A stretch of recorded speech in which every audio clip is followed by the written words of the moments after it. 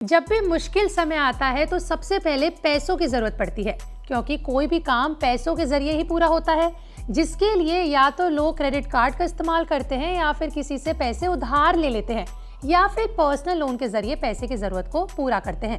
लेकिन अगर आप जॉब करते हैं तो आपके लिए इन सभी के अलावा एक और ऑप्शन अवेलेबल है, जिससे आप अपने पैसों की जरूरत को आसानी से पूरा कर सकते हैं, और वो ऑप्शन है सैलरी ओवरड्राफ्ट का।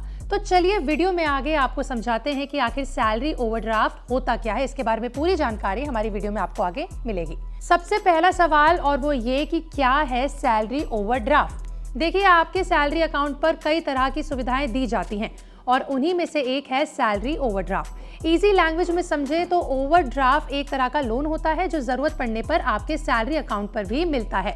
इसके तहत आप जरूरत के समय अपने सैलरी अकाउंट से ज्यादा रकम निकाल सकते हैं। सैलरी ओवरड्राफ्ट फैसिलिटी के जरिए आप अपने अकाउंट से सैलरी से करीब 2 से 3 गुना रकम एज अ लोन बैंक से ले सकते हैं। भले ही आपके अकाउंट में बैलेंस जीरो क्यों ना हो, आप अकाउंट से पैसे विड्रॉल कर सकते हैं। आपको बता दें कि इस तरह की फैसिलिटी को शॉर्ट टर्म लोन भी कहा जाता है। आपको सैलरी ओवरड्राफ्ट के तहत जो भी पैसा दिया जाएगा वो आपके पिछले रिकॉर्ड को देखकर ही दिया जाएगा। इसमें आपको इंटरेस्ट भी पे करना होता है। इस फैसिलिटी के तहत आप जो भी रकम लोन के तौर पर लेते हैं उस पर लगने वाले इंटरेस्ट रेट क्रेडिट कार्ड या फिर पर्सनल लोन की तुलना में काफी कम होते हैं, यानी फायदा है। जितनी अमाउंट आप अकाउंट से निकालते हैं उतनी ही आपको बताए गए फिक्स ड्यूरेशन के अंदर चुकानी होती है, और इसमें इंटरेस्ट डेली बेसिस पर कैलकुलेट होता है, कोई फिक्स्ड इंटरेस्ट नहीं होता।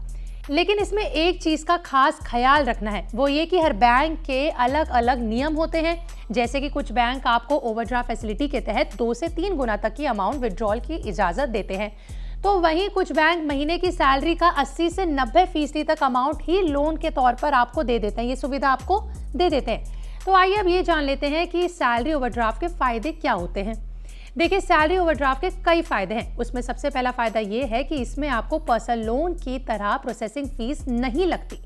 दूसरा फायदा आपको ये होगा कि ओवरड्राफ्ट के तौर पर बैंक से अप्रूवल की हुई पूरी रकम पर इंटरेस्ट नहीं लगता।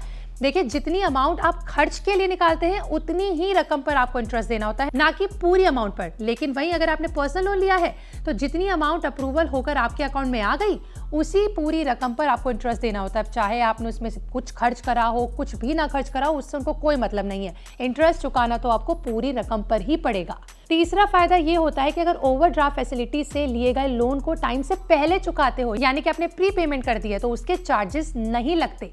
जबकि अगर आपने पर्सनल लोन लिया है तो आपको उसके प्री पेमेंट चार्जेस देने होते हैं। चौथा फायदा ये होगा कि आपको ओवरड्राफ्ट फैसिलिटी में जितने समय के लिए ओवरड्राफ्ट अमाउंट रहा है, यानी जितने पीरियड के लिए आपने उसको यूज किया है, आपको ब्याज भी उतने ही समय के लिए देना होगा, ना कि उस पूरी ड्यूरेशन के लिए। क्या पता आपने सिर्फ कुछ समय के लिए ओवरड्राफ्ट सैलरी से पैसे निकाले हो तो आपको उतने ही समय के लिए इंटरेस्ट पे करना होगा, ना कि आपको पूरे ड्यूरेशन के लिए, यानी कि।